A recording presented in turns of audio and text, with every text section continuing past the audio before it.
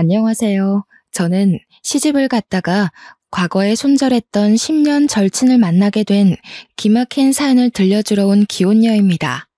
사람이 살면서 우연이라고 생각되는 인연이 얼마나 있겠습니까? 실상에서 우연이라는 말을 많이 쓰긴 해도 막상 우리들이 우연을 실제로 접하는 건 어렵다고 생각합니다. 그런데 한 번 겪어도 신기하고 소름 끼칠 그 우연이라는 것을 제가 제대로 겪게 되었는데요. 그 인연을 통해서 저는 우연에도 이면이 있다는 걸 알았어요. 신기한 것과 소름 끼치는 것 한 끗 차이의 감정 같지만 정말 천지 차이의 기분이거든요. 소갯말에 말했던 것처럼 다른 부분도 아니고 제가 직접 끊어낸 인연을 우연히 다시 만나는 건 굉장히 어색하고 민망한 기분이라는 겁니다. 게다가 이유도 모른 채 끊어진 인연이라면요. 지나가다 마주쳐도 당황스러운 그 상황을 저는 결혼식장에서 겪게 되었는데요. 다시 생각해도 소름 돋는 당시의 일을 지금부터 들려드릴게요. 제게는 둘도 없는 고향 친구가 있었습니다. 고등학교 때부터 친구여서 대학까지 함께 갔던 친구가 있어요. 고등학교 1학년 때부터 같은 반이었는데 3년 내내 같은 반을 하다 보니 자연스레 되게 친해지게 되었고 대학까지 같이 붙는 바람에 저희는 공식 절친이 되었죠. 당연히 대학 졸업까지 4년 동안도 서로 소울메이트라 생각하며 잘 지냈습니다. 저희들은 학교 친구들이 다 겹치기 때문에 동창 만남을 가지더라도 늘 함께 동행도 했어요. 이 친구를 제 인생에서 드러내는 건 저의 학창 시절을 통째로 드러내는 것과 같습니다. 그만큼 이 친구를 손절하는 게 제겐 쉽지 않았다는 겁니다. 그러니까 그렇게 친했던 저희가 서로 다른 지역에 취업을 하면서 이전처럼 잘 못 만나게 되었는데 그 때문에 서로 자연스레 다른 인맥이 생겼거든요. 그럼에도 워낙 친했던 사이다 보니까 1년에 한 번은 무조건 만났었어요. 초반에는 서로 사회생활 고민도 나누고 과거 추억 얘기도 하고 재밌었습니다. 그런데요, 어느 순간부터 친구의 말이 제게 불편하게 꽂히기 시작하는 거 아니겠습니까? 정말 갑작스럽게 닥친 기분이라 당시 저는 제가 느끼는 불쾌함이 잘못된 거라고 판단했어요.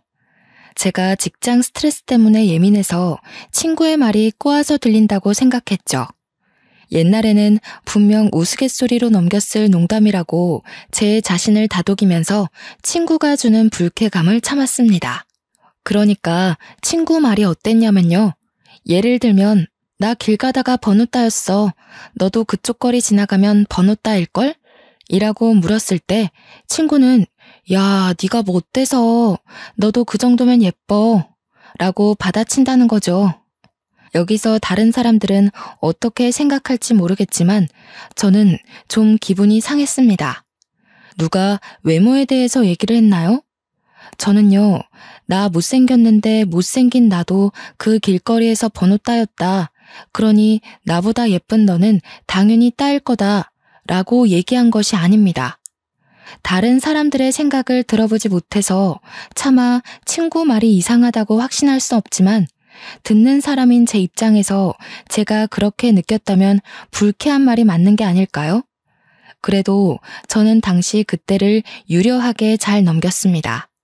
제가 예민해서 꼬아듣는다고 생각했으니까요. 그런데 말이에요. 저런 식의 표현이 한두 번이 아니라면 어떤 생각이 드시겠어요? 친구는 늘 과거의 전 남자친구들에게 얽매여 있는 사람이었는데요.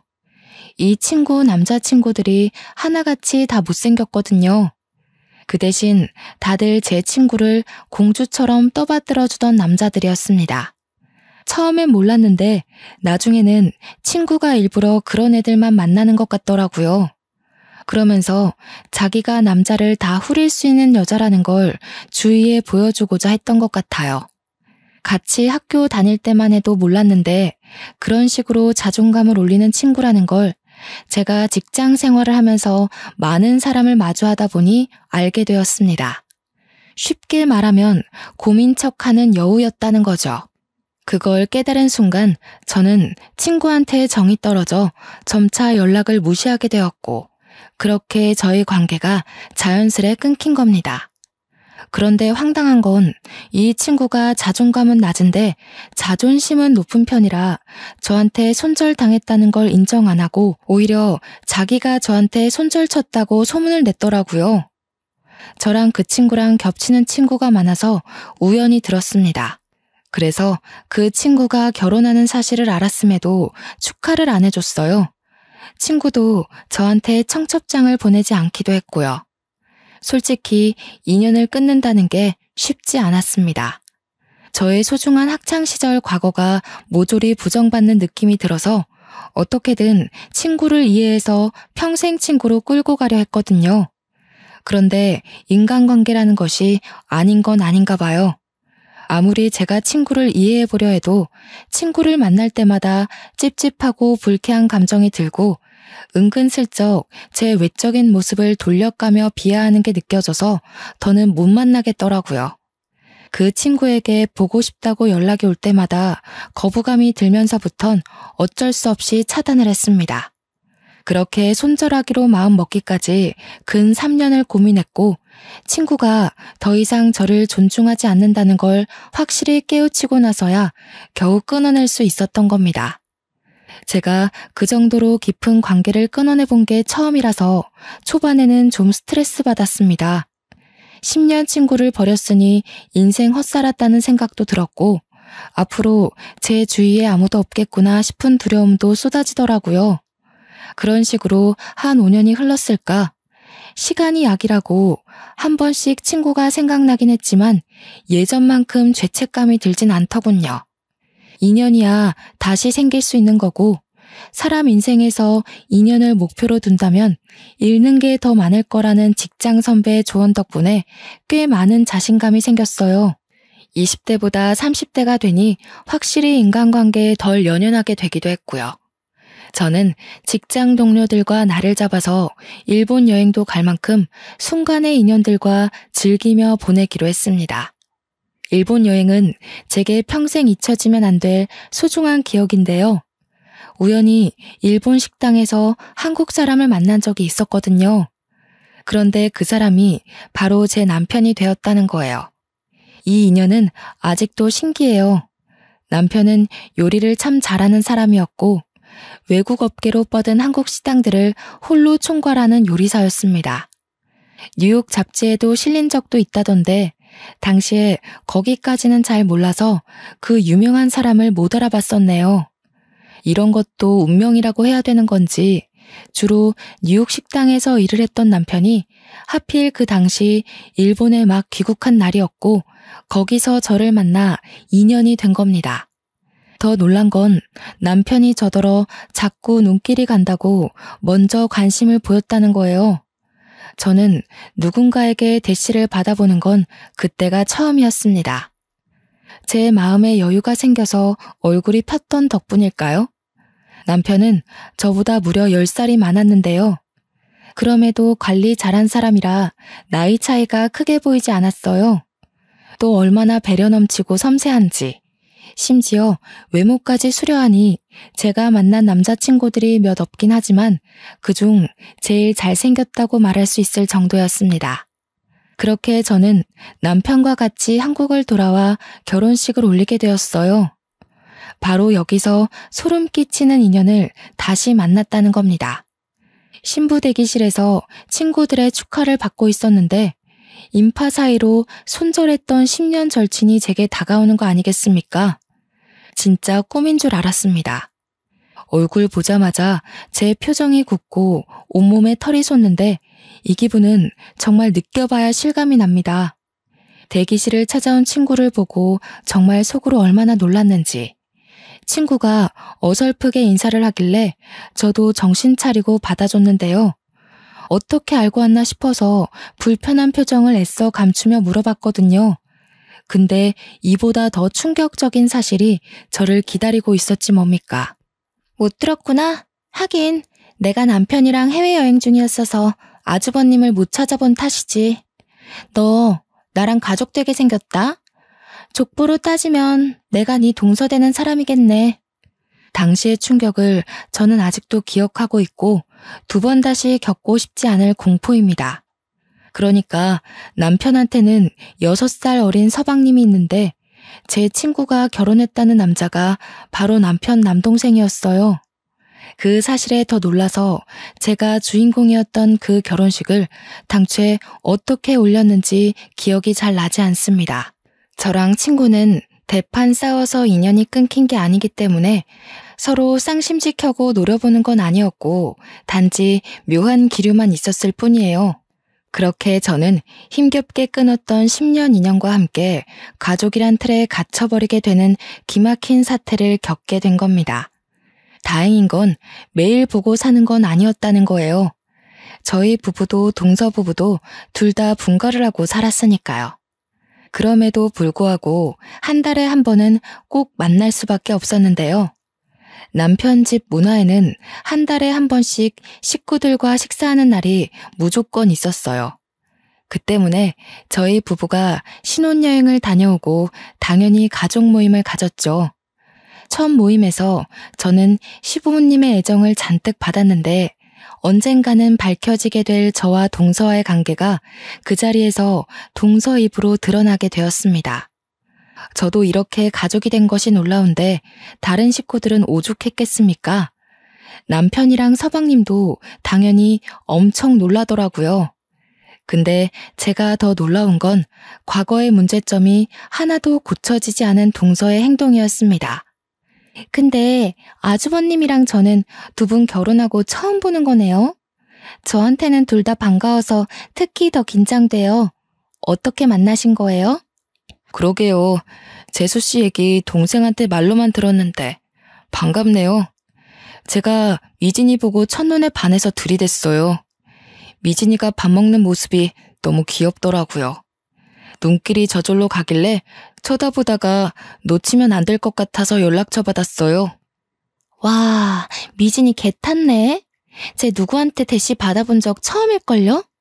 제가 미진이 남자친구들 여태까지 다 봤는데 전부 미진이가 먼저 좋아해서 질질 끌려다닌 연애를 했거든요. 미진이 너 보상받나 보다. 아주버님 같은 남자를 다 만나고. 동서는 저의 과거를 자연스레 얘기하면서 실패했던 제 연애 시절을 모조리 털어놨습니다. 그러면서 제가 남편에게 잘 보이고 싶어서 애써 관리하고 있던 이미지를 바사삭 깨트려버렸죠.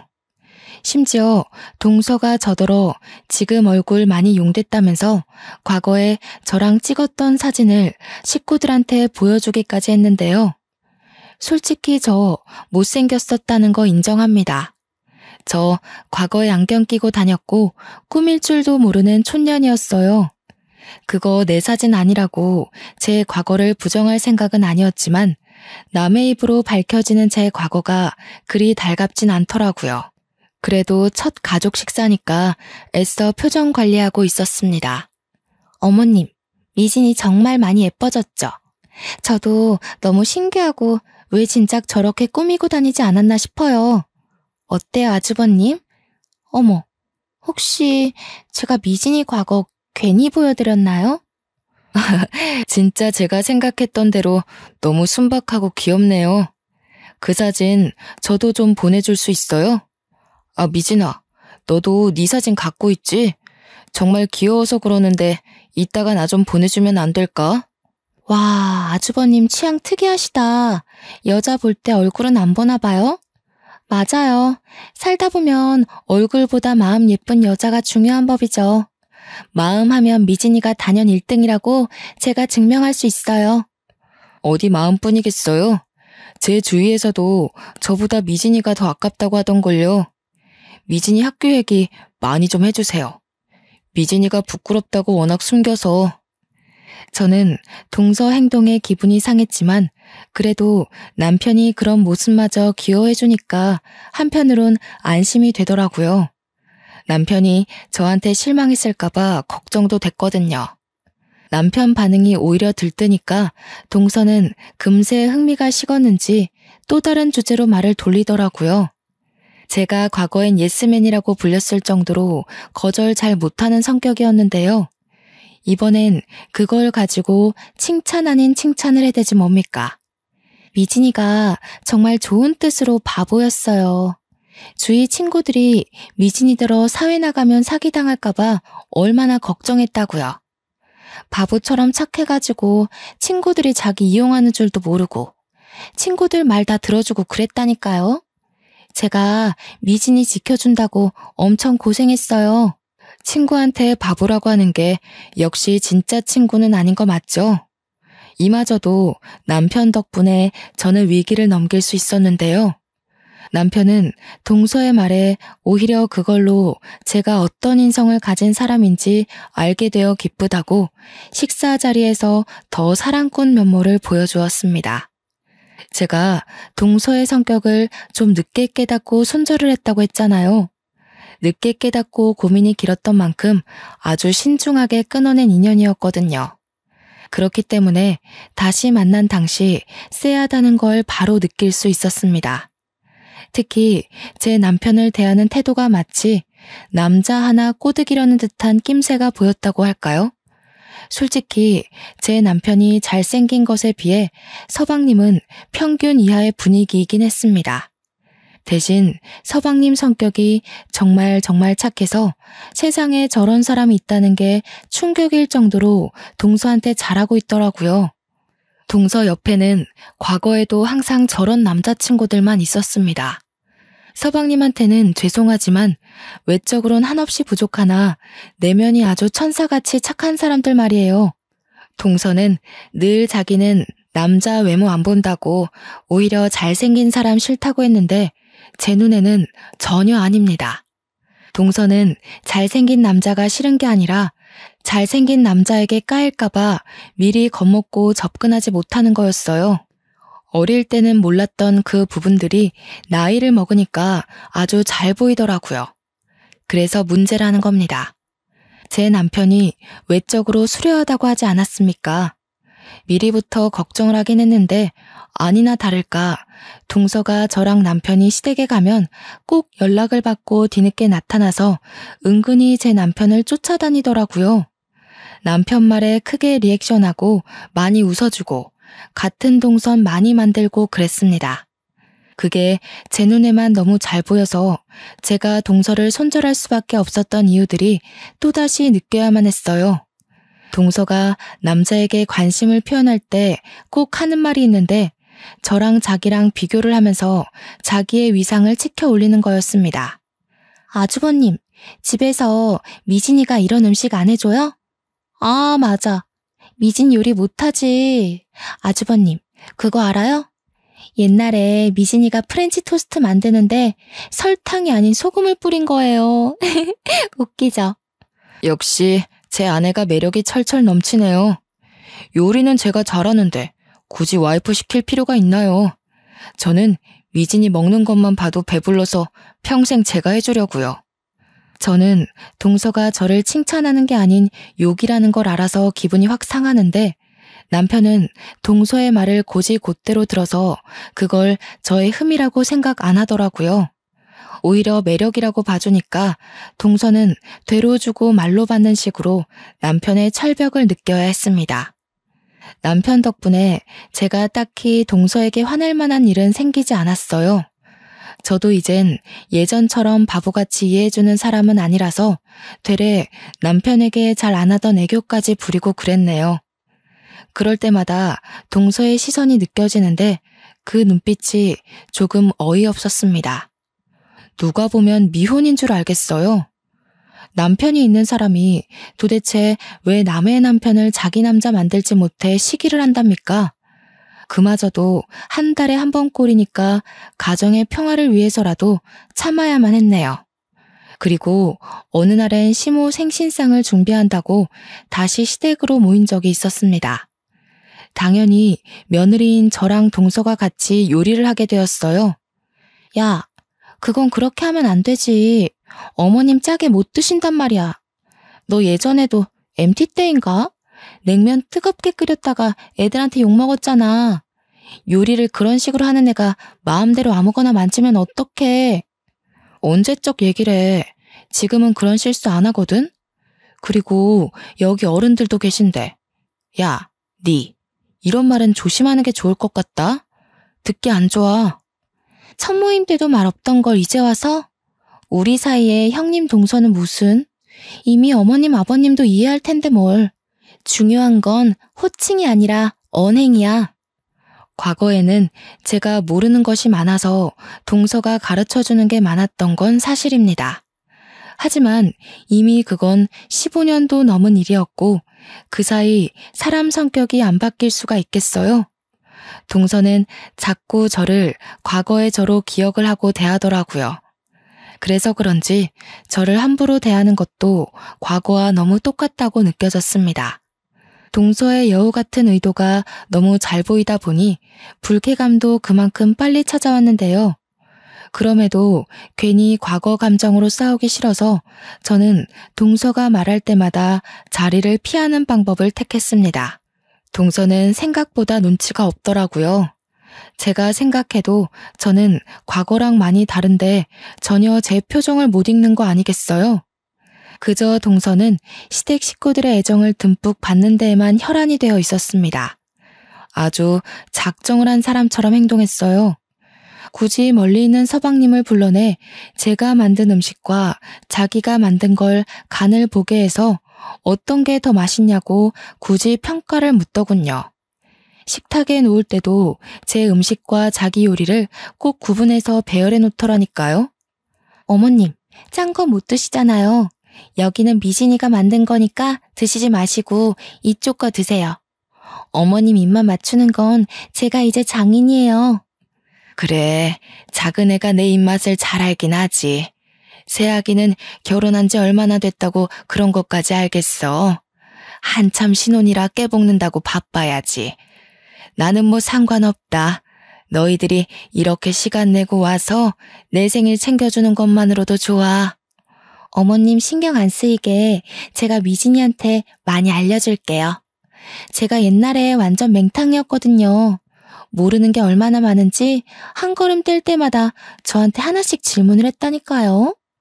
역시나 동서 말을 듣고 있는 내내 기분이 상해서 표정 관리 안 되었습니다. 한편으론 이걸 계속 보고 살아야 되나? 벌써부터 스트레스도 받았어요. 제가 이혼을 해서 이 시댁을 떠나지 않는 이상 저 친구를 계속 봐야 되잖아요. 이게 정말 매 순간마다 고민일 만큼 저한테는 엄청난 근심이었습니다. 그래도 과거와 다른 점이 있다면 사랑꾼 남편이 제 곁을 든든하게 지키고 있다는 겁니다. 남편은 동서 음식에는 손도 안 대고 제 음식을 먹으면서 간이 딱 좋다고 칭찬을 했어요. 자기는 밍밍한 요리 먹으면 입맛 떨어지더라면서 은근슬쩍 동서 음식을 까내렸죠. 그러자 당황한 동서가 일부러 시모 입맛에 맞게 한다고 싱겁게 한 거지 자기 원래 이런 식으로 안 한다고 변명을 하더군요. 저한테 변명할 필요는 없죠. 제가 뭐 재수씨 요리 먹을 일 있는 것도 아니고. 제 동생한테 잘해주세요. 저는 미진이 요리에 입만 맞추면 되거든요. 하긴 남편 말대로 동서가 남편한테 굳이 자기 요리 실력을 피력할 필요는 없죠. 동서는 남편의 계속되는 철벽에 얼굴이 살짝 붉어진 것 같기도 했어요. 억지로 웃는데 눈꼬리가 경련하고 있더라고요. 그러거나 말거나 남편이 제 요리를 너무 잘 먹으니 시부도 서방님도 제 요리로 젓가락을 뻗었고 생각보다 훌륭했던 제 손맛에 하나둘 제게 칭찬을 해줬습니다. 첫 요리인데 이만하면 엄청 잘하는 거라면서 원래 재능이 있나 보네 하고 서방님이 먼저 운을 떼줬어요. 그걸 듣고 동서가 은근슬쩍 서방님을 노려보더라고요. 결국 싱거운 거 좋아했던 시모만 동서가 만든 걸 먹었고 제가 만든 음식은 거의 접시 바닥을 보이는 결과를 만들어냈습니다. 과거에는 저보다 동서가 요리를 잘했던 게 맞는데 역시 세월은 강산도 변하게 하잖아요. 제 요리 실력도 발전을 했는데 동서가 그것도 모르고 설쳤던 거죠. 그러다 한날 동서네가 뜬금없이 저희 집 집들이를 오고 싶다고 뒤늦게 졸라서 초대를 한 적이 있었는데요. 서방님은 일반 공무원이다 보니까 적당한 평수에 살았지만 저는 남편 능력이 워낙 대단해서 둘만 사는데도 51평 아파트에 살고 있었습니다. 그날 집에 방문한 동서는 신발장에서부터 놀라서니 집을 둘러보면서 조그맣게 감탄을 해주더라고요. 동서 표정을 보니까 사실은 엄청나게 부럽지만 부럽지 않은 척 하려고 애쓰는 게 티가 났는데 확실히 집이 너무 좋으니까 단점으로 꼽을 게 없을 거잖아요. 그래서 기 좀 죽었을까 하고 기대했습니다. 그런데 기어이 단점을 꼬집어내기 시작하는 거 있죠. 근데 집이 이렇게 크면 청소할 때 장난 아닌 거 알지? 둘 다 맞벌이 하면서 집까지 이렇게 크면 엄청 관리하기 피곤하겠다. 난 청소하기 귀찮아서 이렇게 큰 곳은 별로더라. 아주버님은 그런 부분 알고 매매한 거래? 알지 그럼. 나보고 괜히 고생할 필요 없다고 청소 이모까지 고용해줬어. 이모가 아침 9시에 와서 같이 밥 먹고 6시까지 집안일 하다가 퇴근하셔. 저의 당당한 주장에 동서의 대답은 그 말뿐이었습니다. 더 이상 트집 잡을 곳이 없었다는 거죠. 동서는 금세 집 단점 꼽는 걸 포기하더니 우리 집 평수 때문에 기가 눌린 걸 서방님한테 화풀이를 했어요. 서방님이 옆에서 막 자기 형 역시 대단하고 멋진 사람이라면서 자기랑 비교도 안 되게 어릴 때부터 주의 환심 다 샀다고 자기한테도 정말 잘하는 훌륭한 형이라고 칭찬을 늘어놓았거든요. 서방님이 알아서 제 남편의 장점을 술술 풀어내자 동서는 가서 물이나 가져오라고 서방님을 툭툭 밀쳤습니다. 일이 늦어서 뒤늦게 퇴근하고 온 남편은 집 오는 길에 제가 좋아하는 꽃이 있길래 사왔다면서 저한테 꽃 한 알음을 안겨줬는데요. 너무 설레고 기분이 좋아서 방긋 웃고 있었는데 그걸 보고 동서가 갑자기 깔깔 웃으면서 박수 치는 거 아니겠습니까? 바로 산통 깨진 분위기에 저도 모르게 동서를 아니 꼽게 째려봤습니다. 아주버님, 미진이가 꽃 좋아한다고 그랬어요? 아닌데. 걔 옛날에 남자한테 제일 받기 싫은 선물이 꽃이라고 했던 애예요. 물론 남자친구한테 꽃 받는 걸 본 적은 없지만. 야, 그건 옛날이고 우리가 안 보고 산 지가 몇 년인데 내가 아직도 옛날 같겠어? 지난번부터 계속 그러더라. 그땐 그때고 지금은 달라. 예전처럼 날 막대하지 말아줄래? 내가 언제 막대했다고 그러냐. 난 그냥 말해준 건데 왜 정색을 하고 난리야. 너 좀 많이 변했다. 정색도 할 줄 알아? 왜 손절당했는지 모르는 동서 입장에선 제 언행이 이해 안 갈 수도 있겠죠. 동서 성격을 몰랐을 때 저와 동서 성격을 알았을 때 저는 같은 제 자신이라도 엄연히 다른 사람이라고 생각합니다. 어쨌든 제가 동서를 생각하는 마음이 과거와 달리 분명히 바뀌었다는 건 맞습니다. 자꾸 저를 건드리는 것 보면 동서는 제 마음을 자꾸 확인하고 싶나 봐요. 이미 식구가 되어버렸기에 최소한의 예의는 지키자는 마음으로 여태 참았지만 제 스트레스는 결국 이날 폭발을 해버리고 마는데요. 문제는 저희가 술 한잔 하면서부터 발생을 했습니다. 술 들어간 동서는 입에 필터가 없었고 제 과거는 물론이거니와 자기가 과거에 인기 많았다는 것까지 자랑하기 시작했습니다. 대학 때 저랑 동서가 같이 꽈팅을 나갔었는데 거기 남자 2명이 제가 화장실 간 사이 뒤에서 다 자기를 몰래 찍었다고 저한테 미안해서 말 못했다며 또 자기 인기 자랑을 하기 시작하더라고요. 만날 때마다 인기 자랑, 남자 자랑을 하는데 시작부터 진짜 너무 질리지 뭡니까? 그래도 한편으로는 제가 동서를 오해해서 손절한 게 아니란 걸 확신할 수 있어서 완전 안심이었습니다. 그리고 저 또한 동서에게 막대해도 되겠구나 싶어 마음이 놓이더라고요. 동서가 술김에 막말을 하는 것처럼 저도 술 한잔 들어간 김에 맞대응을 해봤습니다. 그래, 너 인기 많았지. 근데 하나같이 다 못생겨가지고 네가 진짜 진심으로 너무 아까웠어. 너 눈이 너무 낮다고 주위에서 친구들이 네 남친 얘기 많이 하더라고. 너한테 말하기 미안해서 듣기만 했는데. 친구들이 네 남친 10트럭을 갖다 줘도 갖기 싫다고 하더라. 네가 남자친구 자랑하고 자리 뜨면 친구들이 다 너더러 비대단하대. 뭐라고? 진짜 어이없다. 뒤에서 그런 말 했으면 그때 얘기해줬어야지. 도대체 누가 그런 소리를 했는데? 애들 다 나한테는 내 남친 칭찬 엄청 했는데? 그럼 네 앞에서 네 남친 욕을 하겠어? 네 남친 본 애들은 다 그랬어. 안타깝지만 남친들 다 별로였다고 생각했어서.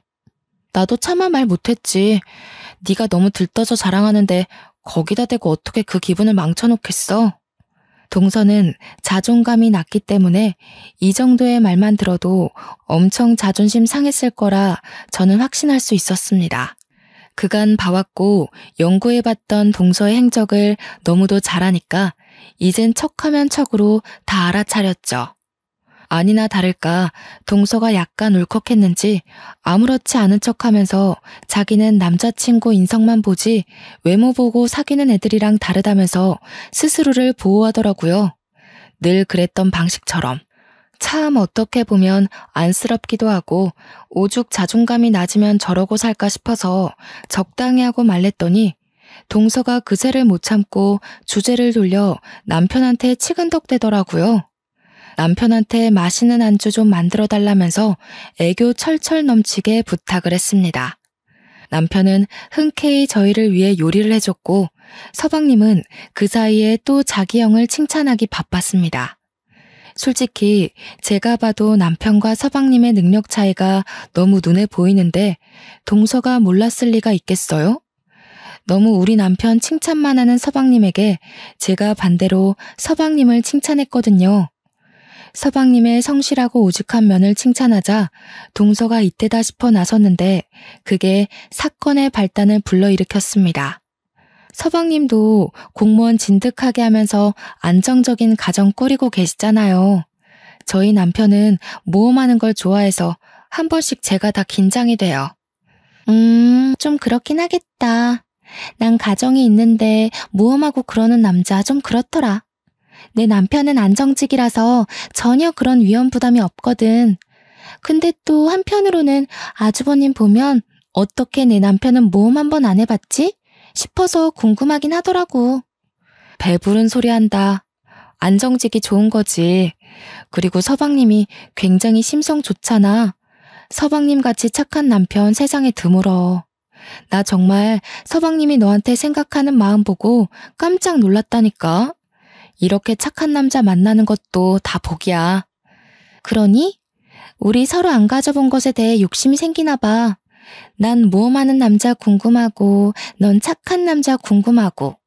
내 남편이 그렇게 마음에 들면 우리 한번 남편 바꿔볼래? 동서는 옛날에도 이런 농담을 한 적이 있었습니다.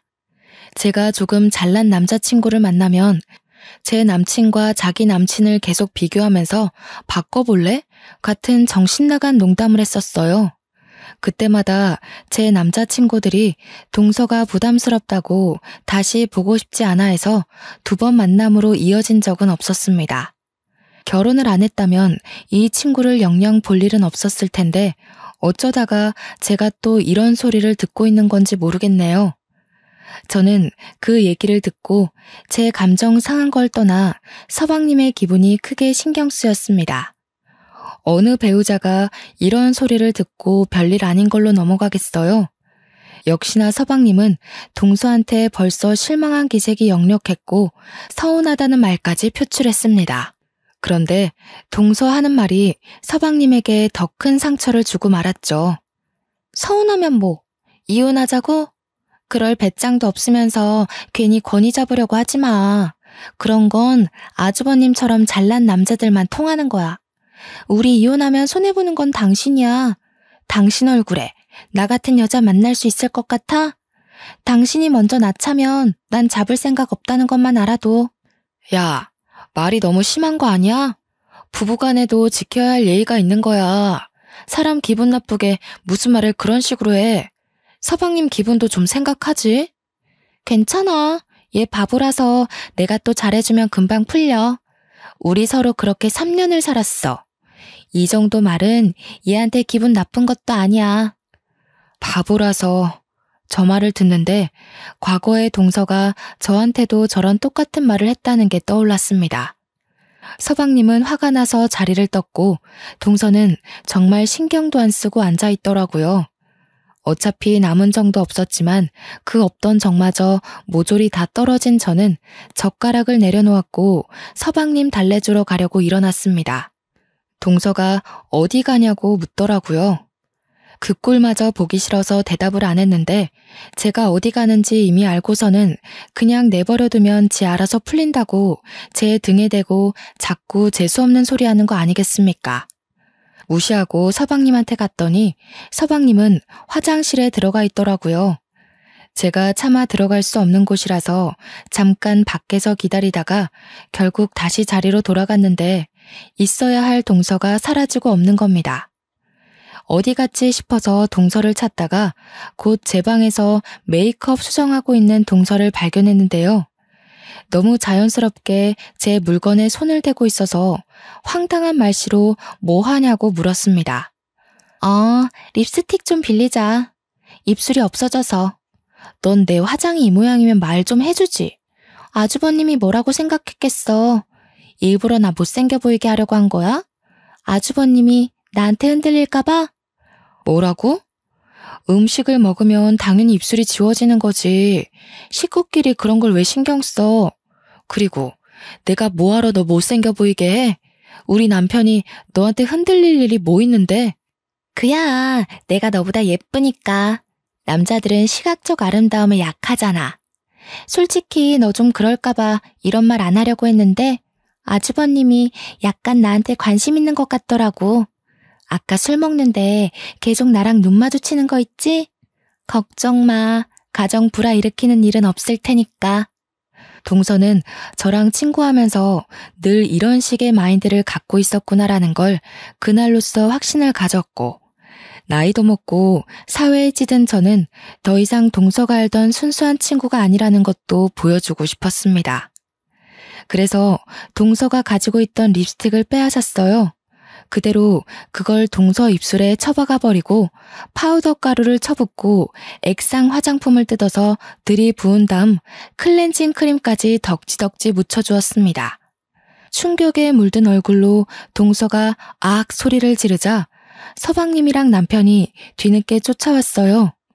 운 좋게도 그 타이밍에 동서가 저를 밀치는 바람에 제가 바닥으로 철퍼덕 넘어졌거든요. 그 때문에 남편이 놀라서 동서를 밀쳤는데 남편임에 동서가 화장대로 꼬꾸라졌지 뭡니까. 뭐 하는 거예요, 재수씨? 재수씨 정말 그렇게 안 봤는데 굉장히 개념 없는 사람이네요. 저 말고 다른 사람이 제 와이프 몸에 손대는 거 싫어합니다. 당장 사과하세요. 지금 나한테 화내는 거예요? 아주버님이 나한테 그러면 안 되죠. 제가 미진이보다 아주버님이랑 먼저 가족인 사람이에요. 그리고 상황도 잘 모르면서 무작정 미진이 편을 들면 어떡해요. 미진이가 먼저 날 이렇게 만들었다고요. 오죽 착한 사람이 그랬을까요? 도대체 이 착한 사람을 얼마나 이용해 먹었길래요. 평소 개미 한 마리도 못 죽이는 사람인데 재수씨가 그만큼 영악했던 거 아니에요? 영악이요? 내가 이용하길 뭘 이용해요. 옛날처럼 친구니까 화장품 좀 빌렸었을 뿐이에요. 우리 원래 이런 사이였다고요. 근데 옛날에는 가만히 있던 게 지금은 이 짓을 했잖아요. 그럼 제가 미친 거 아니냐고요. 네가 내 남편 꼬실 수 있다고 자만했잖아. 내 남편이 너한테 눈길 보냈다고 착각했잖아. 그걸 참고 넘어가주는 와이프가 어딨는데? 너는 옛날에도 내가 잘난 남자만 사귀면 꼭 그렇게 으스대더라? 제발 그만 좀 꼬리쳐. 너 그렇게 안 예쁘거든? 대학 다닐 때 선배들 사이에서 너 못생긴 여우라고 소문났었어. 몰랐지? 제 말에 같이 듣고 있던 서방님이 더 충격을 받았습니다. 서방님한테는 계속 미안했어요. 그래도 별 수 있나요? 차라리 서방님이 동서에게 그만 정을 뗐으면 좋겠다고도 생각했습니다. 그때 남편도 서방님의 무너지는 표정을 확인했는지 동서한테 더 으름장을 놓았는데요. 그렇게 미인도 아니면서 콧대가 왜 그렇게 높은지 모르겠는데 내가 일하면서 각국의 미인분들 많이 봤거든요. 근데 재수 씨 수준이면 평균 이하예요. 저 솔직히 재수 씨 보고 더러운 피부도 화장으로 다 덮고 억지로 속눈썹 올리고 하관이 좀 긴 편이길래 인기 많았다고 해서 의아했거든요. 제가 재수 씨한테 눈길 줬다고요? 그거 피부가 너무 더러워서 쳐다본 거예요.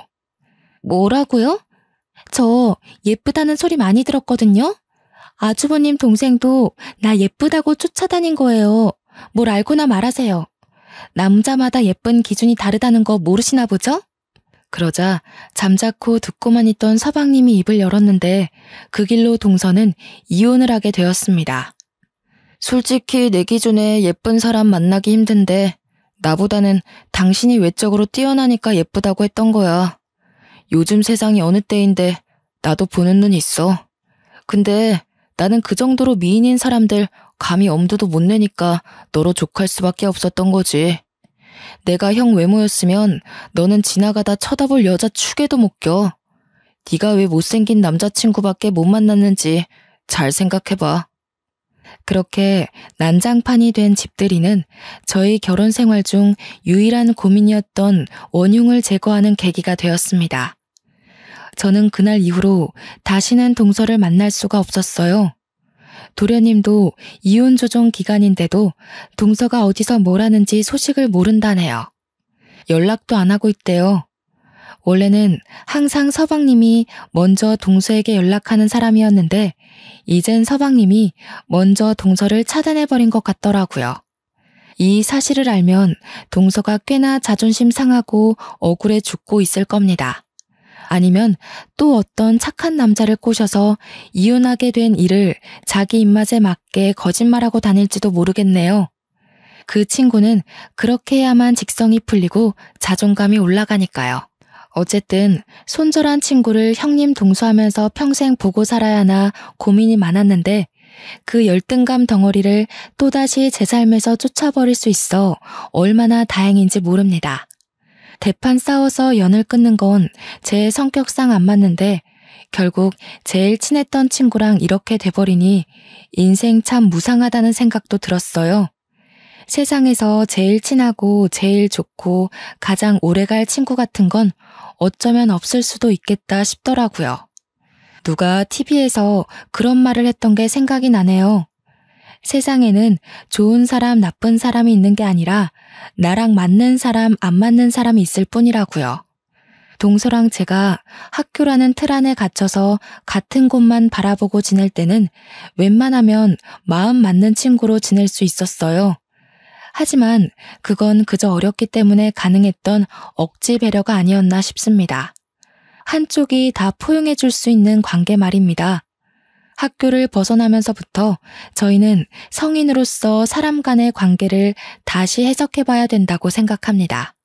점차 달라지는 환경에서도 과거 친구가 여전히 잘 맞는 친구라면 그 인연을 이어나가도 좋다고 봐요. 그러나 나의 변해버린 사회적 자아가 마찬가지로 사회화된 친구랑 어느 순간부터 부딪히게 된다면 인연이 얼마나 깊든 사이든 간에 그만 놓는 게 맞지 않나 싶습니다. 그 인연은 저랑 안 맞다는 거니까요. 오랜 친구를 놓는다는 게 속상하고 쉽지 않다는 거 저도 경험해봐서 압니다. 그런데 생각해보면 그 친구를 놓는다고 제가 과거의 추억까지 지울 필요는 없다고 봐요. 즐거웠던 지난날은 그대로 묻어두고 변해버린 환경에 맞게 대인관계는 달라질 수 있는 거니까요.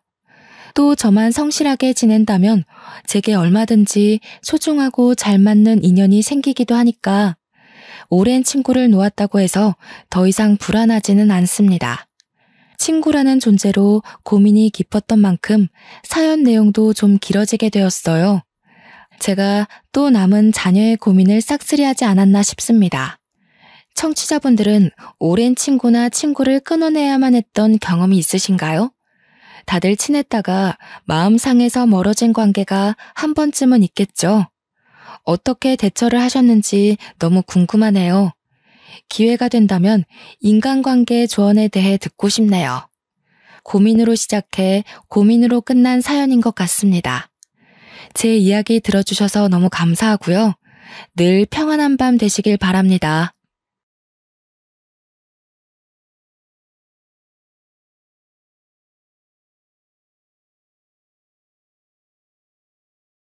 농사 중에 제일 어려운 게 자식 농사라는 말 들어보셨죠, 다들? 정말 딱 그 말이 맞는 말이라는 걸 이제 와서 실감하게 되었습니다. 저는 아들 둘에 딸 하나 있는 60대 후반의 할머니입니다. 참 기구한 제 인생 이야기가 남들에게 퍼지는 게 싫어서 꽁꽁 숨겨놓고 있다가 의사가 참으면 병이 된다고 해서 이곳을 찾아오게 되었네요. 다른 분들에 비하면 별일 아닌 이야기일지 몰라도 더 이상 마음의 병을 쌓아두기 싫어서 제 손으로 한자 한자 키보드를 두드리게 되었습니다. 모쪼록 재미없는 이야기가 될지라도 끝까지 들어주시면 고맙겠습니다. 저는 3남매를 키우며 아주 열심히 살았습니다. 남편은 막내딸 낳고 초등학생도 되기 전에 하늘나라에 가버렸고 저는 죽을 힘을 다해서 아이들을 키워내야 했습니다. 하루 종일 나가서 이런 일 저런 일 안 해본 일 없었고 일을 하느라 정작 아이들에게 신경을 쓰지 못했다는 걸 시간이 흐르고 나서야 알게 되었습니다. 저는 3남매가 누구보다 돈독하고 서로를 아끼며 살고 있다고 착각을 했습니다. 아니, 어쩌면 제 바람이 저를 스스로 그렇게 가두면서 살았을지도 모르겠습니다. 엄마의 빈자리는 큰아들이, 아빠의 빈자리는 작은 아들이 채워서 아이들끼리 서로를 의지하며 살기를 바랬던 걸지도 모르겠네요. 하지만 바람은 정말 저의 한날 흩어지는 소원이었을 뿐이라는 걸 나중에야 알게 됐습니다. 우리 첫째 아들이 완벽한 폭군이었다는 걸 알게 된 날, 저는 정말 기절하는 줄 알았습니다. 9살 먹은 막내딸에게 라면을 끓여오라 시켜서 딸이 고사리 같은 손으로 뜨거운 라면을 끓이다가 끓는 물을 쏟아 가슴팍에 화상을 입었을 때 그때 알게 되었죠. 울면서 둘째 아들이 저에게 전화가 왔을 때 저는 하던 일도 마무리 짓지 못하고 집으로 달려가야 했습니다. 찬물로 아무리 식혀봐야 우그러드는 살은 돌아올 생각을 하지 못했고 처지가 늦어지는 바람에 우리 딸은 가슴팍에 화상 자국을 평생 달고 살게 되었습니다. 저는 바보같이 그때서야 알게 되었죠. 첫째 아들이 동생들의 용돈을 빼앗아 쓰기도 하고 둘째가 공부한다고 하면 하나뿐인 책상을 차지하고 비켜주지 않았다는 사소한 사실까지도요. 둘째 아들이 보는 앞에서 만화책을 읽으며 둘째는 바닥에서 공부를 하게 시켰더라고요. 동생들은 나이가 있는 첫째 아들의 힘이 무서워서 벌벌 떨고만 있었습니다. 제가 이 모든 사실을 둘째와 셋째에게 들은 것은 아닙니다. 그 아이들이 저에게 조금만 일찍 이야기해 주었더라면 그 지경이 가게 냅두지 않았겠죠. 제가 이 사실을 언제 알게 되었냐면 제가 일하던 곳이 정규 휴무가 걸려 다음 청소일을 하기 전까지 잠깐 짬이 나서 집에 들렀을 때 알았습니다. 입구부터 아이들이 자지러지게 우는 소리가 들리고 느낌이 이상해서 조용히 집으로 들어가니 첫째 아이가 회초리를 들고 있더군요. 저도 사놓고 단 한 번도 쓰지 않았던 회초리였습니다. 그저 아이들에게 겁을 주려고 사두고 방 안에 꽁꽁 숨겨두었던 아주 얇고 상처가 나기 쉬운 회초리였습니다. 그런데 그 회초리로 첫째 아이가 둘째와 셋째의 다리를 휘두르고 있었습니다. 고작 둘째는 12살이었고 막내는 9살이었습니다. 우리 첫째는 16살이었고요. 중학생이나 된 큰 형이 초등학생인 동생들을 혼내고 있으니 애들은 겁에 질리고 아파서 울 수밖에 없었죠. 정말 집이 떠나가라 엉엉 울고 있고 종아리는 상처투성이었습니다. 제가 너무 놀라서 뭐 하는 짓이냐고 소리를 지르면서 달려가니 첫째는 놀란 기색도 없이 저에게 이야기를 했습니다. 동생들이 버릇이 없어서 교육하는 중이니까 저보고 구경이나 하라고요. 저는 정말 아무 말도 할 수가 없었죠. 뭐 때문에 그러냐고 첫째 아들을 붙잡고 이야기를 해보라고 닥달을 할 수밖에 없었습니다.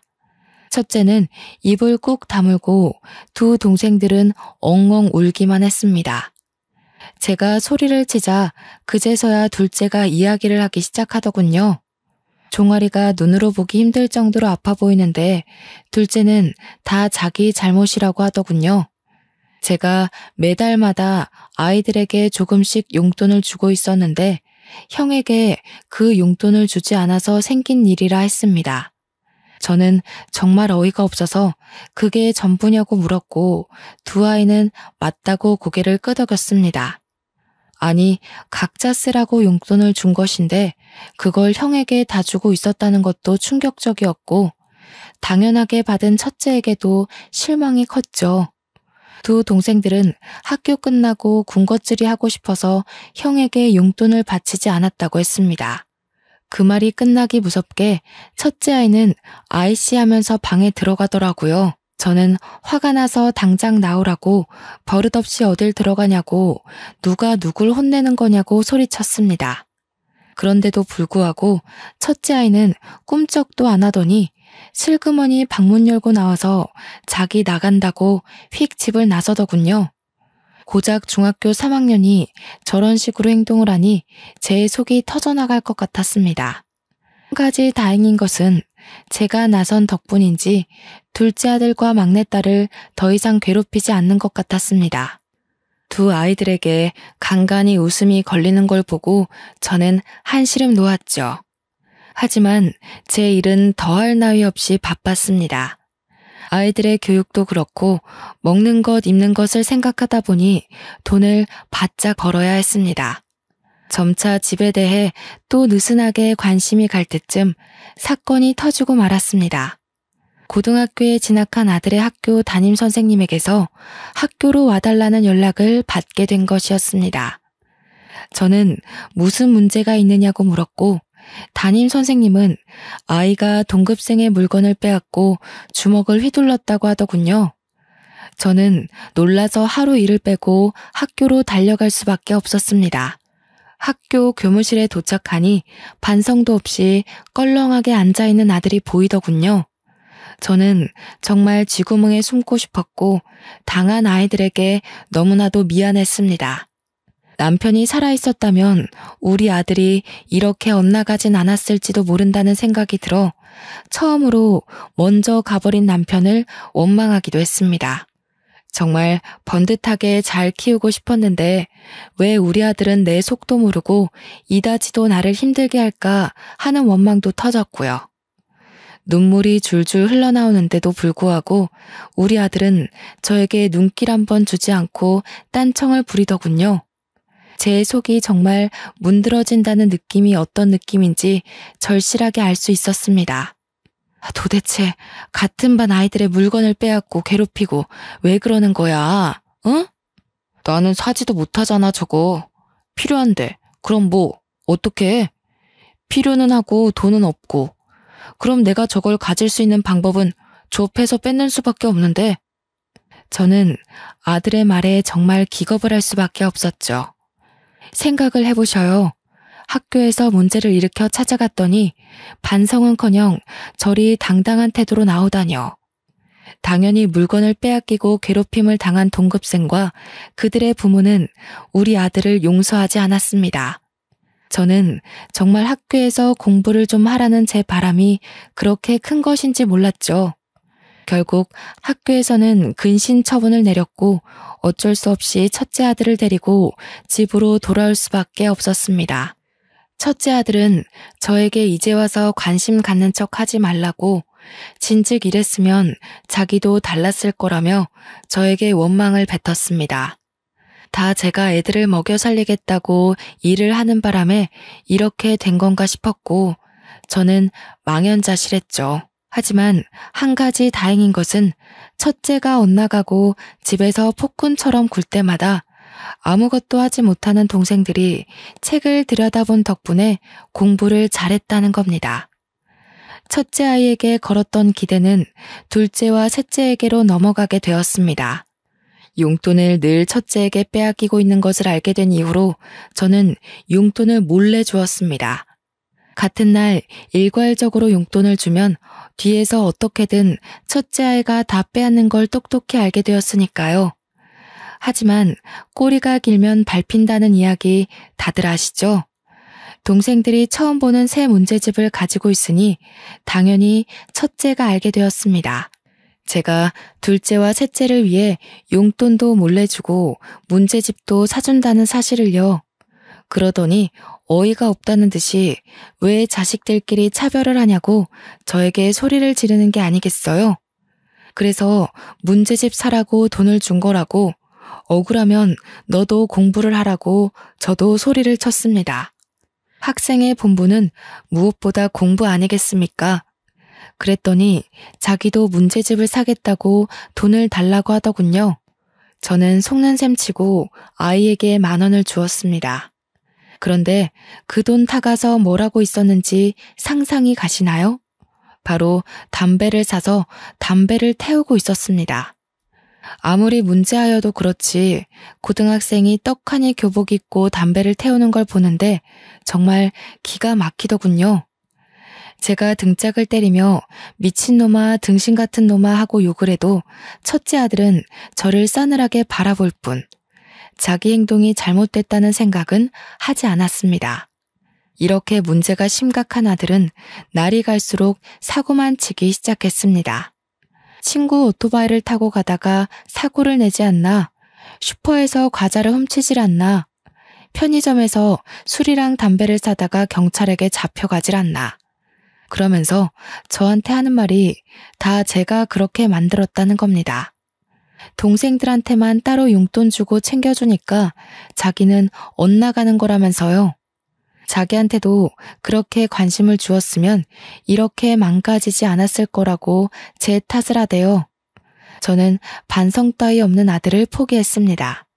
그러던 도중 수능을 본 첫째 아들은 당연히 대학에 떨어지고 기다렸다는 듯이 1년 동안 탱자탱자 놀기만 하더군요. 1년을 미친놈처럼 술을 처먹는가 싶더니 후련히 군대에 들어가 버렸어요. 친구들이 가니까 저도 갔다 오겠습니다 하고 입대 하루 전날에서야 저에게 이야기를 하더군요. 그럴 줄 알았으면 일찍 퇴근해서 돌아와 따끈한 밥이라도 한 끼 먹이고 보냈어야 했는데 우리 첫째 아들은 끝까지 저에게 미련이 없었습니다. 저는 그렇게 아들을 군대에 보내놓고 사람이 되어 돌아오기를 기다렸습니다. 하지만 우리 아들은 끝까지 제 예상 밖의 행동을 하더군요. 군대가 체질인 것 같다면서 말뚝을 박아버리겠다고 하는 겁니다. 당시만 해도 군대에 부조리가 많고 후임을 괴롭히는 일이 잦았기 때문에 저는 아들을 무척이나 걱정했습니다. 그러나 우리 아들의 고등학교 시절을 생각하면 사실 아들의 후임을 더 걱정해야 하는 편이 옳았던 거죠. 군대가 체질이라던 아들은 정말 부사관이 되었고 군대에서 휴가도 나오지 않고 돈을 벌었습니다. 특근 수당이라는 게 꽤 쏠쏠하다며 저에게 돈을 붙여주기 시작했습니다. 고등학생, 중학생이던 둘째 아들과 막내딸을 키우면서 저는 정말 알뜰살뜰하게 살았습니다. 첫째는 2년 동안 휴가를 나와도 집에 오지 않고 친구들을 만나며 군대 월급을 탕진하는 것 같더니 철이 든 건지 갑자기 생활비에 보태라며 50만 원씩 보내더군요. 휴가 나왔을 때는 집으로 와 갑자기 동생들 옷을 사주고 치킨도 사주고 하는 겁니다. 저는 드디어 첫째가 철이 들었구나, 고생길이 끝났구나 하면서 감동을 먹었죠. 갑자기 태도가 바뀐 첫째 아들의 모습에 둘째와 셋째도 어리둥절했어요. 둘째가 대학에 들어갔을 때는 대학 등록금까지 떡하니 내놓는 게 아니겠어요. 드디어 큰오빠가 정신을 차린 거라며 막내딸은 제 손을 잡고 울기까지 했습니다. 온 가족이 덩실덩실한 것은 덤이고요. 그렇게 평생을 군대에서 보낼 것처럼 굴던 첫째 아들은 30이 가까운 시점에 돌연 전역을 하고 집으로 돌아왔습니다. 전역과 동시에 군대에서 알게 된 사람을 통해 취직까지 하게 되었다고 하더군요. 저는 정말 군대가 사람을 만들어 주었구나 하면서 기뻐했습니다. 그때 막내는 대학생이었고 둘째는 군대에 다녀와 복학을 한 시점이었습니다. 여전히 등록금을 대랴 생활비를 마련하랴 엄청나게 바쁜 생활을 해야 했습니다. 무릎을 꿇고 걸레질을 해야 하는 청소 특성상 무릎이 시큰거려 너무나도 힘들었지만 첫째가 번듯한 직장인이니 행복했죠. 월급을 받는 날이면 저에게 생활비에 보태라고 돈을 주기도 하고 동생들을 위해 돈을 아낌없이 썼습니다. 그렇게 막내까지 졸업을 마치고 삼남매가 모두 직장인이 되었을 때 저는 드디어 생활이 좀 피어나나 했습니다. 이유는 아이들 셋 전부 다 저에게 생활비를 주었기 때문이었습니다. 막내딸은 저에게 청소하느라 고생했다며 이제는 좀 쉬어도 되지 않겠냐고 하더군요. 시큰거리는 무릎도 고쳤으면 좋겠다고 했지만 만만치 않은 병원비까지 아이들에게 짊어지게 하고 싶지 않았어요. 저는 일을 좀 줄이긴 했지만 그래도 여전히 바쁘게 일을 했고 저축도 하고 그렇게 시간을 보냈습니다. 아이들이 다 크니 은근히 들어갈 돈도 없고 통장에 하나둘 쌓여가는 잔고를 보면서 행복해지더라고요. 남의 집 청소도 하고 건물 청소도 하고 청소일이 힘들긴 하지만 시급은 좋아서 놓칠 수 없었습니다. 제 무릎이야 나중에 휠체어 타고 다니면 되지 하는 아주 말도 안 되는 생각을 하면서 버텨냈죠. 첫째 아들이 34살이 되었을 때 드디어 저에게 결혼하고 싶은 사람이 있다면서 여자를 소개시켜 주겠다고 했습니다. 첫 만남이 아직도 생생하니 잊혀지지가 않습니다. 며느리 될 사람이라고 데려온 여자는 인상이 별로 좋지 않아서 솔직히 마음에 안 들었습니다. 째진 눈꼬리에 득실득실하게 붙은 욕심살이 있어서 우리 아들이랑 결혼하겠다고 하니 걱정이 앞섰습니다.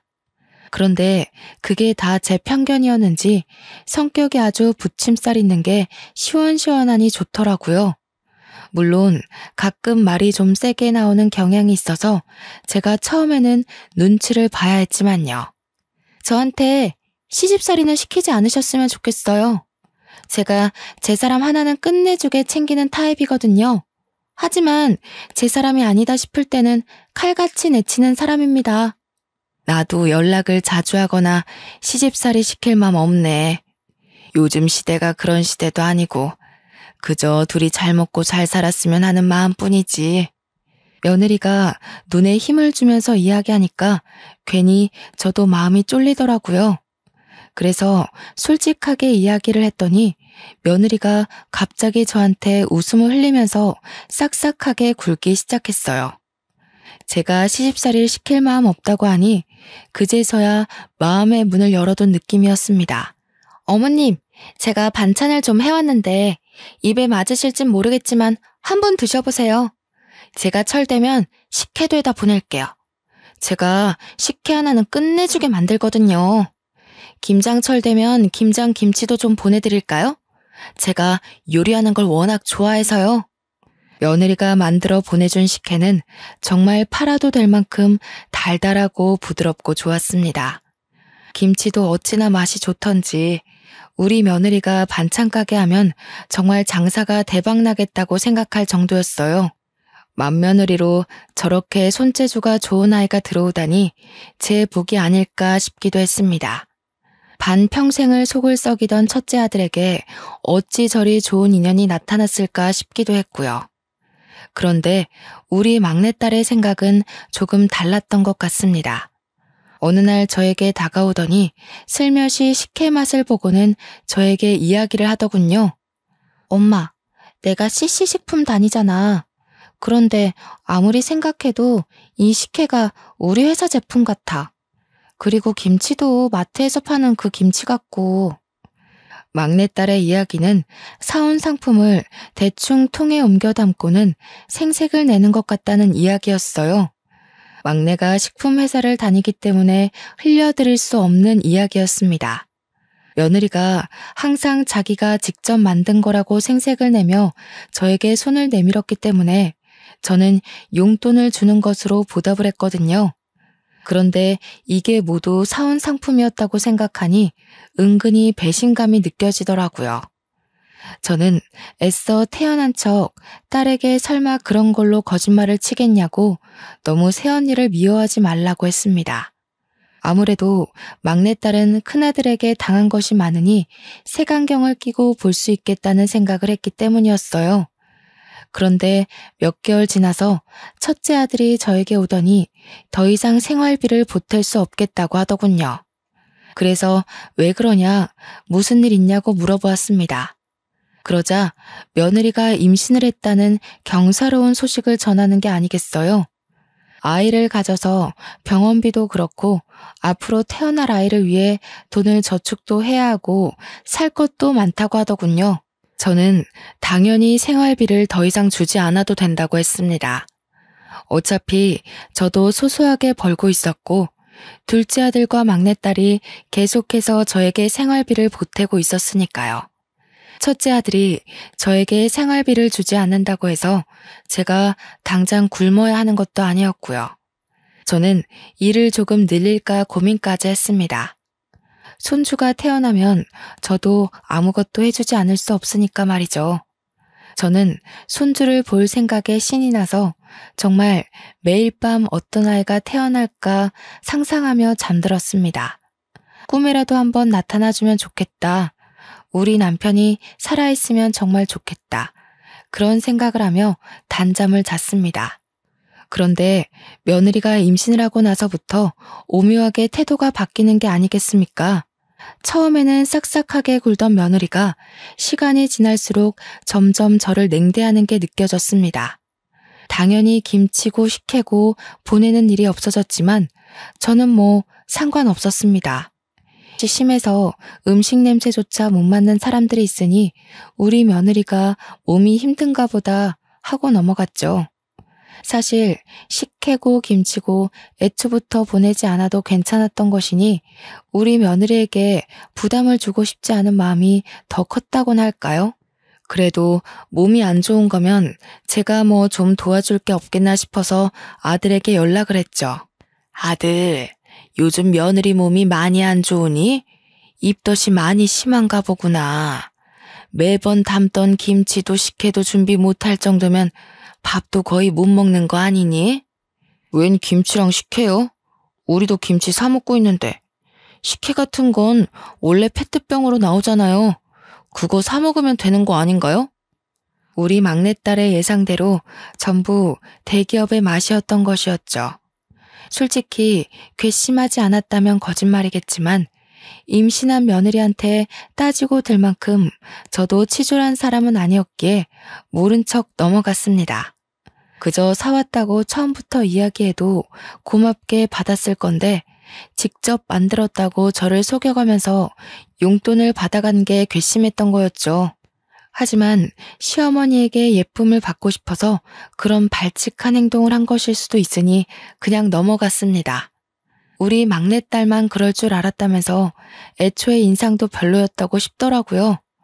임신한 며느리가 혹여라도 눈치챌까 그런 말은 하지도 말라고 했습니다. 그런데 막내딸뿐만 아니라 둘째 아들도 맏며느리가 별로였다고 슬쩍 끼어드는 겁니다. 사람이 너무 별로라고 상대하고 싶지도 마주하고 싶지도 않다는 식으로 이야기를 하길래 저는 무슨 일이 있었나 싶었습니다. 그래서 슬쩍 왜 그러냐 하고 물어보니 둘째 아들이 저에게 무언가를 하나 꺼내서 보여주더군요. 볼펜인 줄 알았는데 볼펜처럼 생긴 녹음기였습니다. 이걸 왜 지니고 다니냐고 물어보니 예전에 형한테 많이 혼나고 당해서 버릇처럼 소형 녹음기를 몸에 지니고 다닌다고 했습니다. 있었던 일을 전부 다 녹음을 해야지만 자기 전에 마음이 편하다면서 저에게 버릇이라고 했습니다. 그러면서 며느리랑 대화한 녹음본이 있다면서 언젠가 저에게 꼭 들려주겠다고 마음먹었었다고 했어요. 오늘이 그날인 것 같다면서 녹음해둔 대화를 틀어주는데 저는 너무 놀라서 기겁을 했죠.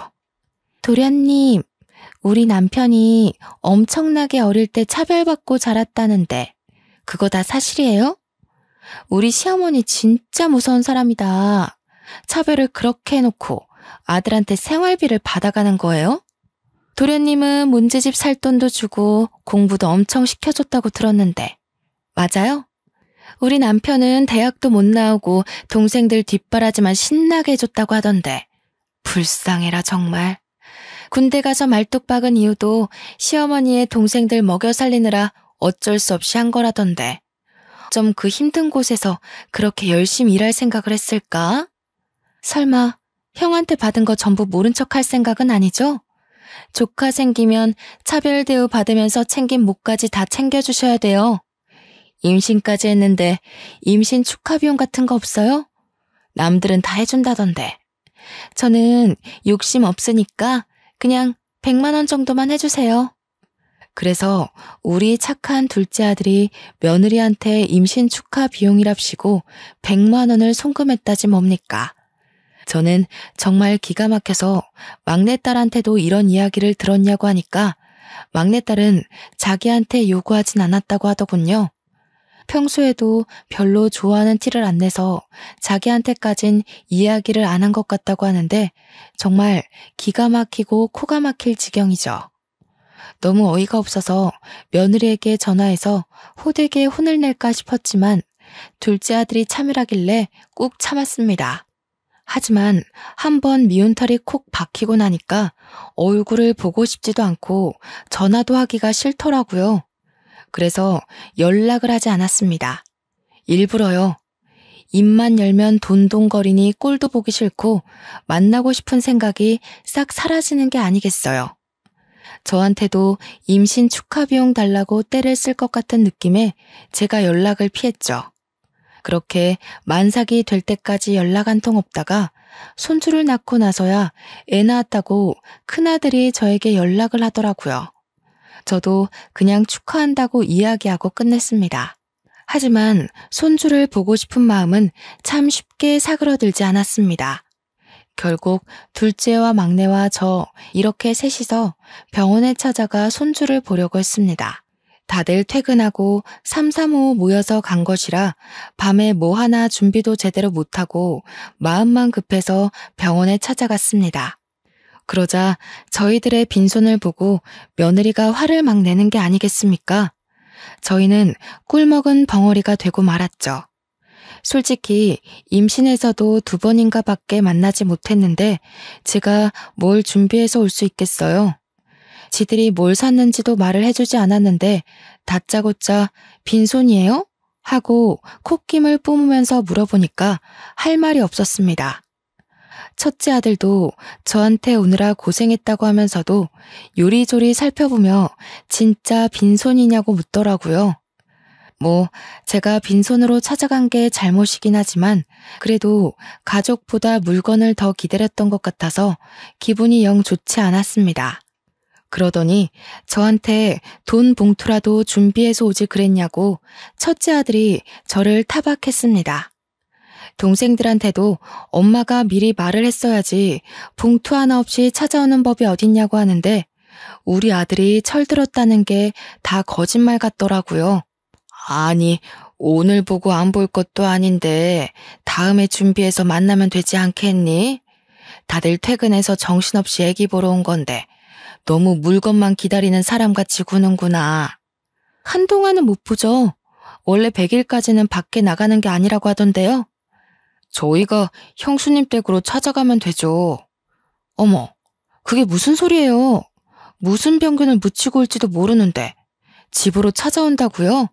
도련님, 너무 생각 없이 이야기하는 거 아니에요? 생각을 해봐요. 회사에서 어떤 사람을 마주하는지도 모르는데 우리 아이한테 병 옮으면 어떡해요?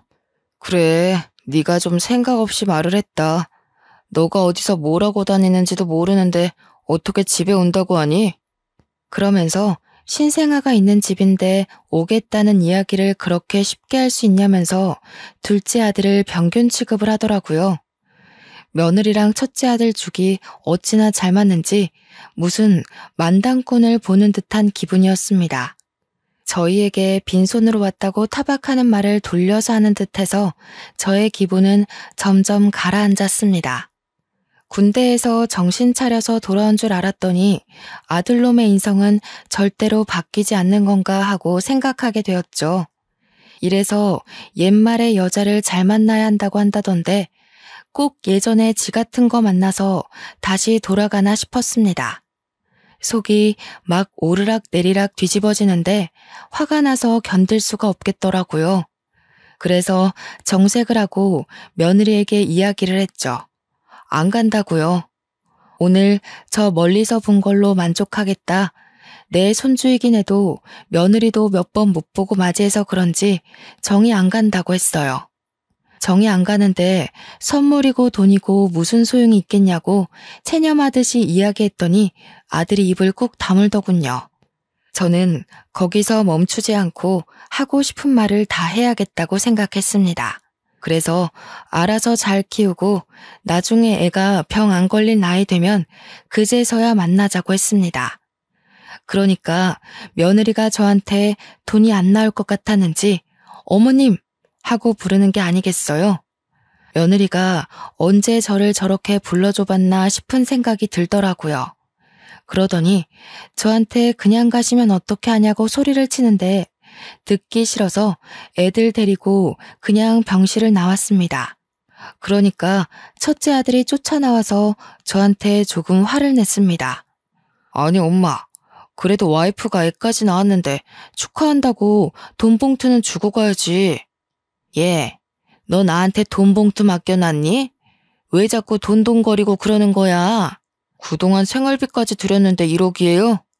그럼 나도 여태 너 키웠는데 1억이야? 얘, 너도 꼭 너 같은 자식 낳아 키우면서 고생 좀 해봐라. 더도 말고 덜도 말고 딱 너 같은 자식. 제가 씩씩거리면서 이야기하자 아들놈도 입을 꾹 닫았습니다. 그리고 진짜로 첫째 아들네랑은 왕래를 끊고 살았습니다. 얼마나 오래 끊었냐 하면요. 둘째 아들과 막내딸이 결혼을 해서 각자 가정을 꾸릴 때까지도 연락을 하고 지내지 않았습니다. 애들도 줄줄이 손주들 낳고 사는데 그동안 첫째네랑은 특별한 일 없을 때는 만나지도 않았네요. 동생들 결혼할 때나 손주들 태어났을 때 빼고 명절에도 만나지 않았으니 얼마나 거리감이 느껴지는지 이해가 가시나요? 첫째 아들네는 벌써 애가 셋이지만 저는 그 셋의 얼굴도 구별 못할 만큼 만나지 않았습니다. 슬며시 왕래를 시작한 건 막내까지 애를 낳았을 때였어요.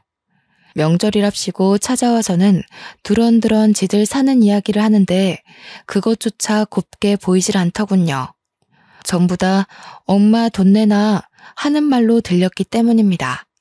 그런데 보면 볼수록 첫째 아들네 첫째 손주를 어떻게 키운 건지 애가 너무 오냐오냐 자라서 완전 자기 멋대로 구는 겁니다.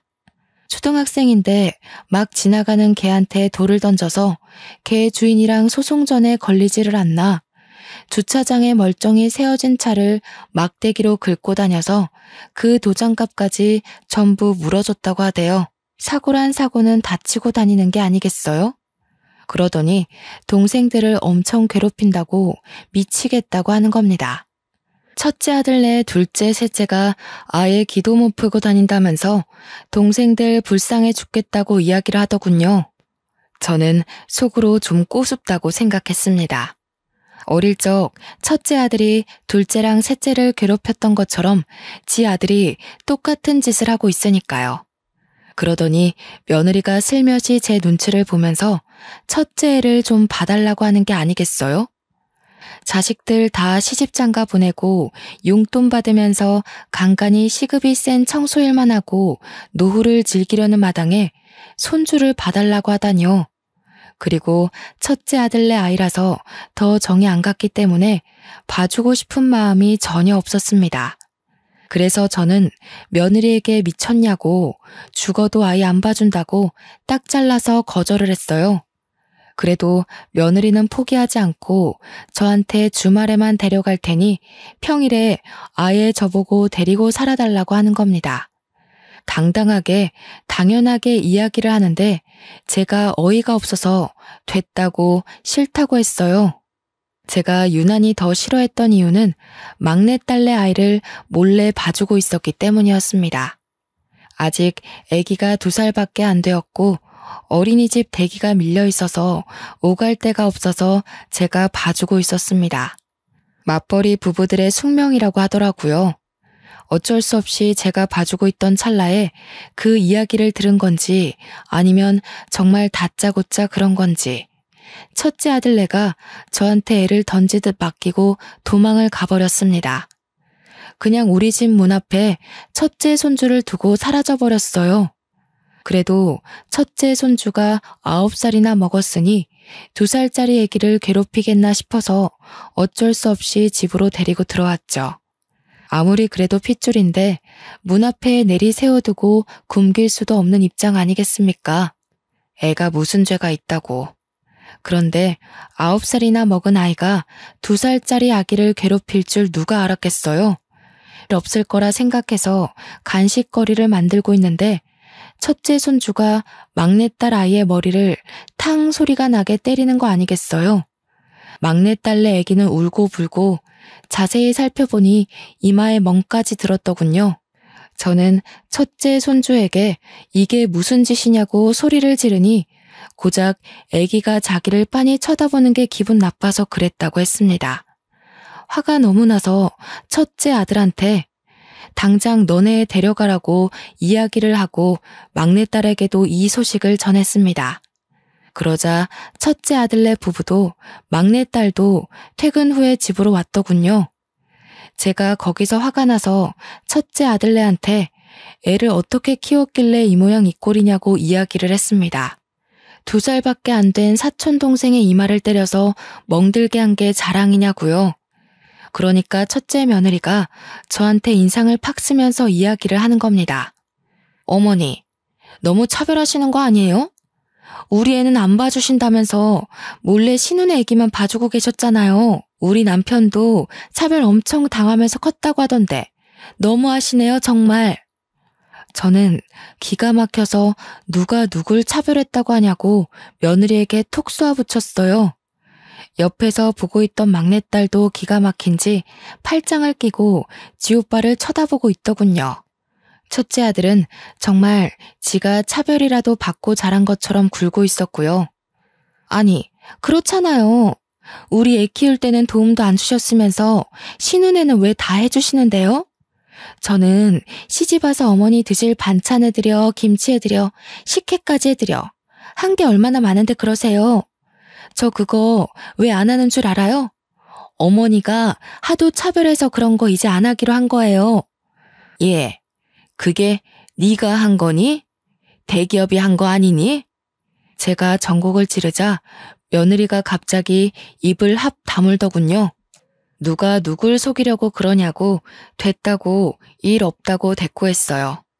근데 속이 부글부글 끓어오르는 게 오늘 아니면 안 되겠다 싶기까지 하더라고요. 그래서 빤히 바라보다가 속갯말을 다 털어놓았습니다. 내가 누굴 차별하면서 키웠다는 거야 도대체? 꼭 지 같은 거 낳으랬더니 저 같은 거 낳아서 고생하는 거지. 첫째 놈이 맨날 동생들 괴롭히고 돈 빼앗고 그래서 내가 뺏기지 말라고 뒤에서 용돈 준 게 차별이니?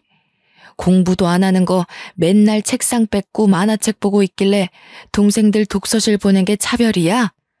둘 다 할 말이 없는지 눈알만 굴리고 있길래 첫째 아들에게 울분을 토했습니다. 어쩜 동생들한테 잘못한 건 하나도 기억 못하고 차별당했다고 말할 수 있냐고요. 그러니까 뭐라 하는 줄 아세요? 다시 생각해도 너무 기가 막히네요. 그래서 제가 생활비 드렸잖아요. 너만 줬니? 애들도 다 줬다.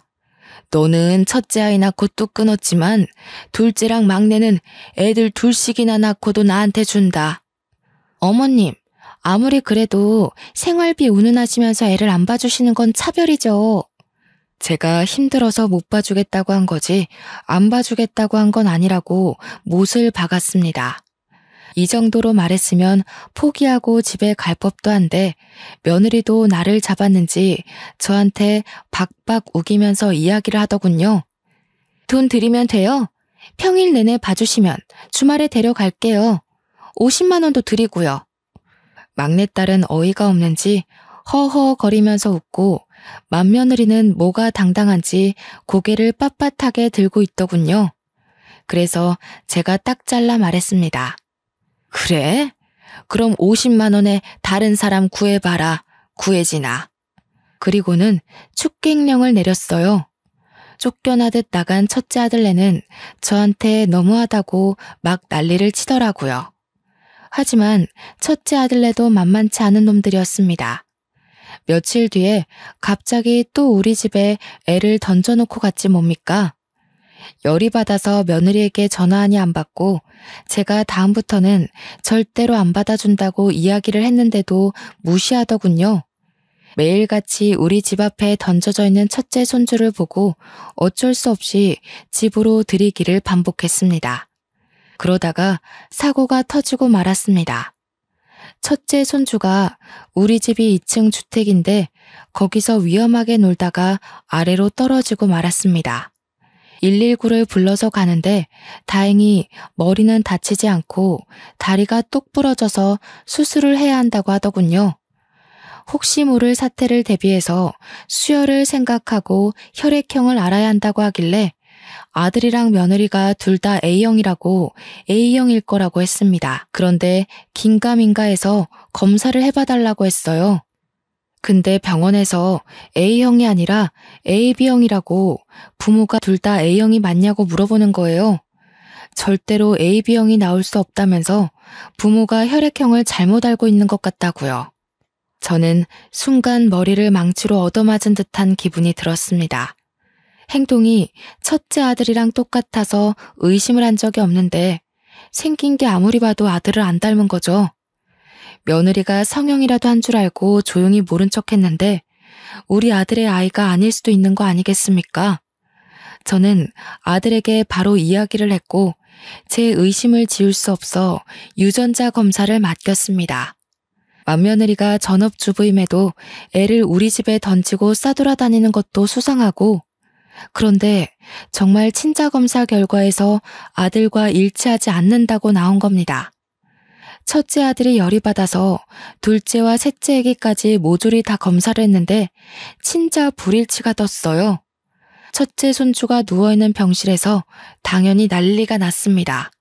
아들은 애기 아빠가 누구냐고 소리치고 며느리는 사색이 되고 알고 보니 10년 된 내연남이 있었고 자식들이 그 내연남의 아이였던 겁니다.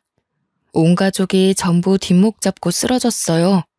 결국 변호사 선임해서 첫째 아들은 이혼 도장 찍고 위자료 소송에 상간남 소송까지 다 했습니다. 그런데 며느리의 내연남도 알고 보니 유부남이었고 아이 셋을 혼자 키우기 어렵자 저를 찾아와 뻔뻔하게 말을 했어요. 어머님, 그래도 그동안 같이 살았던 정이 있는데 애들만이라도 좀 데려가 주시면 안 되나요? 저 혼자 먹고 살기도 너무 빠듯해요. 아니면 아범 설득해서 양육비라도 좀 주라 하세요. 내가 왜 남의 씨를 키워주남? 그동안 정은 개뿔이다. 남의 아이들한테 왜 우리 아들이 양육비를 주니? 안 그래도 내일 변호사 만나서 파양 신청하기로 했다. 그러더니 그 뒤로 저를 몇 번이나 찾아와서 눈물로 읍소했다가 화를 냈다가 들어 누웠다가 하는 게 아니겠습니까? 나중에는 제발 받아달라고 사정하는데 결국 경찰에 신고하고 매몰차게 보내버렸습니다. 첫째 아들은 그날 이후로 제 눈치를 보느라 아무것도 못하고 죄송하다고만 하고 있고요. 솔직히 시간이 다 흐른 지금이라 꼴도 보기 싫지만 상심이 클 첫째 아들을 여태 끼고 살고 있습니다. 그냥 대면대면하게 서로 있는 듯 없는 듯 살고는 있지만 아들의 월급의 반 이상이 제 통장으로 들어오고는 있습니다. 제가 아들 이혼시키면서 생활비 보태지 않으면 데리고 살아주지 않겠다고 했거든요. 지금까지도 착실하게 제 말 듣고 제 눈치 보면서 잘 살고 있고요. 망한 자식 농사지만 그래도 앞으로 눈칫밥 먹으면서 살 듯 싶어 다행이라 생각합니다. 아들이 주는 생활비 한 푼 두 푼 모아 시큰거리는 제 무릎 제대로 고쳐볼까 합니다. 그거라도 해야 제 마음이 속 시원해질 것 같네요. 물론 의사 선생님 말대로 이렇게 풀어내니 한결 가벼워지긴 했습니다. 여러분, 마음에 안 드는 자식도 결국 내 자식이긴 하더라고요. 대신 단단히 마음 다잡고 한 방 먹여야 그나마 눈치라도 보고 사는 것 같습니다. 대한민국의 어머니들 모두 힘내시고 앞으로는 당당하게 삽시다. 감사합니다.